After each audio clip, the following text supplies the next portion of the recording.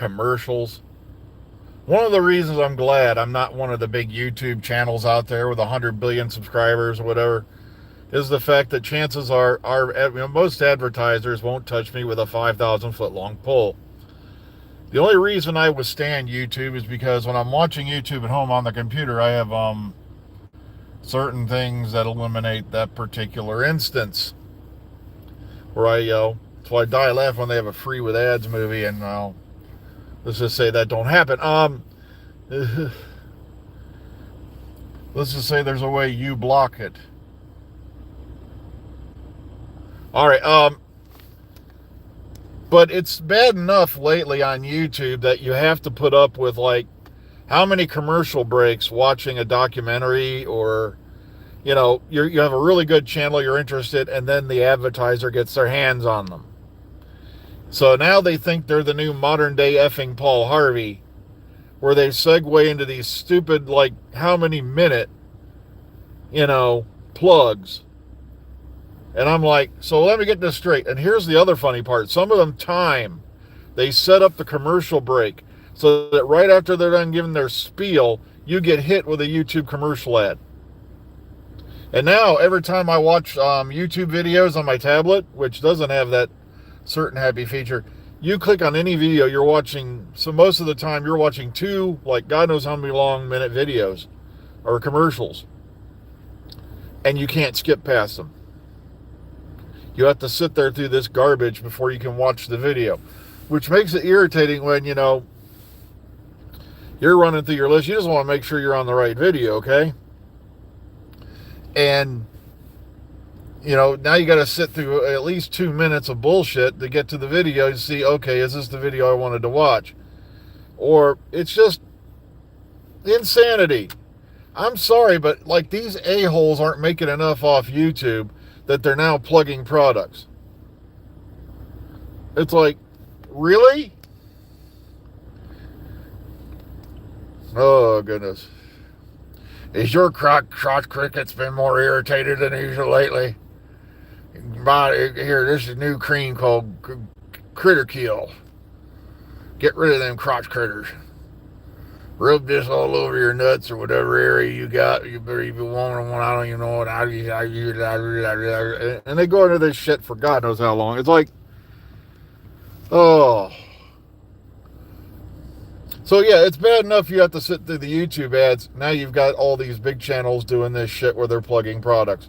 It's getting more and more frequent. Like, I used to love trigonometry, but now they're plugging at least 3 products inside of an hour, plus the I don't know how many YouTube ads. It's like, or you can get rid of all your online problems. Use your NordVPN. God damn it. I know, but still, like I said, I've had I don't know how many partnership offers in the last 10 years. And I turn them all down because A, I don't want anybody having access to my information. And B, because quite frankly, I never meant this to be a job. I have a job that takes care of everything, pays the bills, and then some. I don't need, sure, this gives me like $100 every couple months or so. Yeah, sure, it's some gas money, but it's effing silly. Yeah, I don't know how many I've turned down from I don't know how many different sponsors over the years. They send them to you in your, thing is, we can help you grow your channel. Yeah, and then, the only time I ever did a plug ad, I think, was for, Vimeo, or not Vimeo. It was Amino. And that's because they were offering me a free, big, subscribe down their service. And the problem with that was, sooner or later, they start bringing in these new moderators who've not been made aware of your status.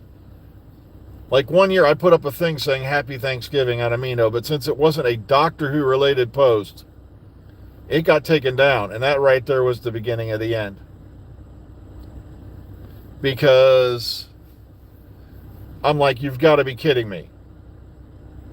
since it didn't have Doctor Who in it or wasn't Doctor Who related, I was just simply saying Happy Thanksgiving to the people out there on Mino, and you took it down. Then they started taking down my shit because of, blah, blah, this and blah, blah, that. And yeah, that's another thing. I can't. Here's the thing. Yeah, people will go, why don't I do merch? I said, because I'm turning it, then I'd be turning this into a business. And I'm sorry, but the second this becomes a job, I'm out of here. I'm done. It's just my way of sharing my views of the world with the rest of the world. And, I don't really make a whole lot of money off it, if any.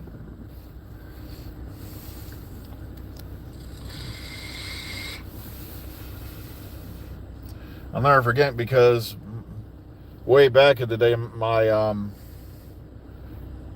ex, who she'll refer to as that which will not be named, she thought she was going to embarrass me by telling a bunch of people about my video channels and shit at work. And I had this lady walk up, go, what's this shit? What's this shit about? And I'm like, and she's got my YouTube channel up. And I looked up and I'm like, hell, that falls under none of you. She's like, well, what does that mean? I go, it's none of your goddamn business. And if you, it's like, look, you don't say 2 words to me normally. And it's like, now you're over here shoving my YouTube video channel in my face. Ugh.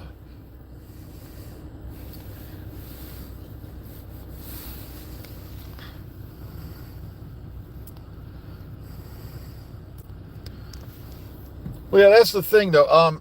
Those shirts weren't cheap because we had to go to a local business to get them made up. The guy helped, clean up the logo a bit so that he could get them done on the t-shirts. And like I said, it costs quite a bit of money. And in order to, I'd have to order a minimum of so many sizes, so many, but like, life's too hard already. Want me sitting there going, okay, how much of my audience could fit this? How much of my audience could fit that? Is merch actually going to sell?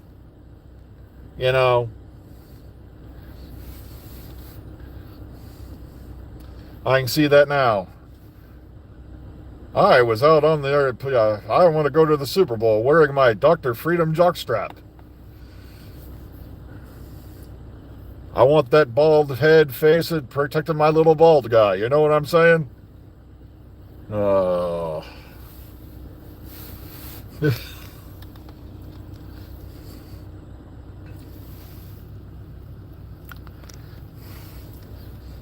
Yeah, but then, like I said, then you got to pay for a what do you call it? It's like, plus then you got to worry about all this shit online, business licenses and crap like that. And I'm like, I just do this for the hell of it. Like I said, I make a tiny bit of money here and there, and that's about it. Was never meant to be a job.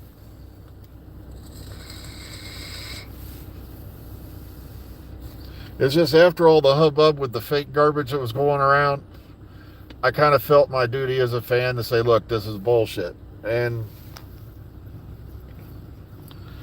well, like I said, I don't even know who's playing in the Super Bowl because I have not watched professional football in well over a decade. And like I said, if it brings you some kind of joy, that's fine. I don't care. But the problem is, I don't like living in a world where I sit there watching this and I'm going, okay, there's a guy wearing a helmet. He's going to have to tackle through these guys to carry a football into the end zone, and he's going to make millions of dollars. Meanwhile, right now, somewhere on the planet, we've got guys wearing helmets, carrying machine guns in the combat zones who are going to have to blow through other guys, except this time with a machine gun, and they're being paid barely more than what probably a school bus driver will get. And when they do come home, they're going to be treated like utter shit, garbage, and all that. And then they'll have to wait 2 years to see a doctor. Chances are they have PTSD and God knows what other kind of diseases they got over there that we'll deny even exist. Just like Gulf War syndrome, they were denying that even existed for years. Oh, by the way, we're also going to give you depleted uranium ammunition for some of your weapons, and it's still just mildly radioactive. Don't mind it. Ugh. So like I said, I quit following professional sports. Like I said, you've got all these, celebrities up there whining about real life like they know what real life is anymore.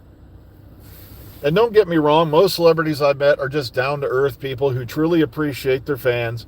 But then you have this other percentage that's way up there who seem to think their shit don't stink, and that, every time they raise their armpits, it smells like fresh baked cinnamon rolls, and that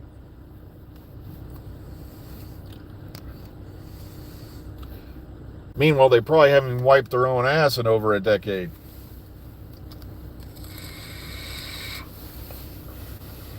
Yet they're going to tell you how to live. Ugh.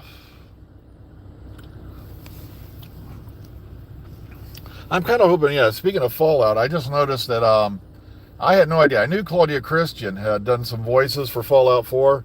And trust me, if you ever get a chance to meet her, very kind lady, very intelligent, very down to earth. Like I said, I died laughing because people used to show up to her things with her Playboy pictorial. Meanwhile, she's got a stack of them there on her desk already signed, ready to sell you. It's like,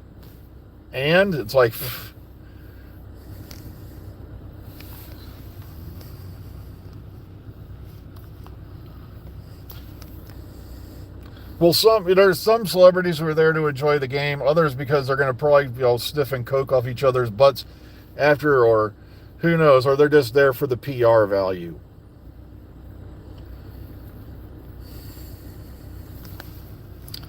Ugh.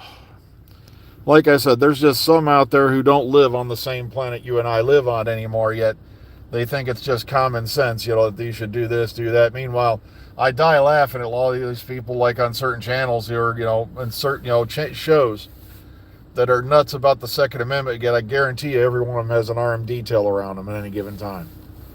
Ugh.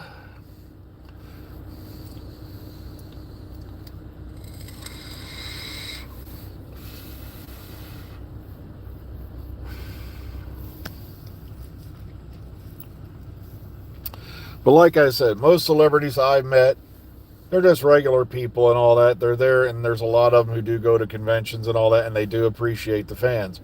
There's only been, like I said, one major instance where I've met a celebrity who you could tell just by looking at this jerk he was there to collect the money. And the way he looked down on you. He looked right through you if you weren't of a certain body type, so to speak. And I'll just leave it at that.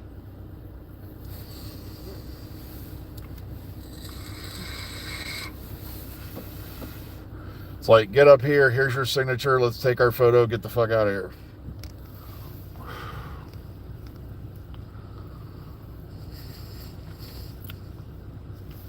But yeah, speaking of Claudia Christian, I didn't realize she'd done some voices. Like, I didn't know she did the voice of Shannon Rivers for Fallout 4 as well as Desmodona. And she also came back, did Shannon Rivers for holotapes you find in Fallout 76, as well as a couple other characters in Fallout 76. So I was like, damn, I hope she shows up on the Fallout show next, because they've had Ron Perlman, who's narrated and been in just about every Fallout game going back to the beginning. Matter of fact, I died laughing because he came on. He goes, you know what I got paid to do the original narration and all that character and all that for Fallout 1? They gave me $40 and a sandwich.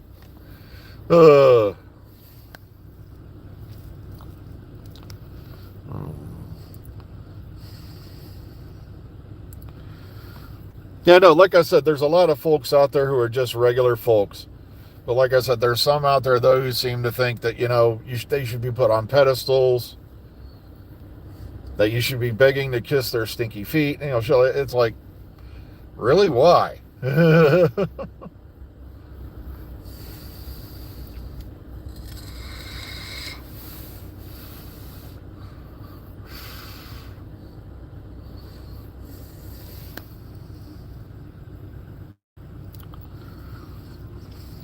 Oh, there's going to be a Married with Children. Oh, that's right. Fallout Season 1.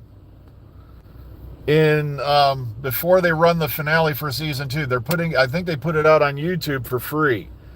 So if you've not watched Fallout at all, this TV series, Season 1 is going to be available for free on YouTube. Just look it up. I'm not sure if I'm not sure. Is it an Amazon channel on YouTube? But okay, so if you want to watch the Fallout series, the first season's going up for free on YouTube.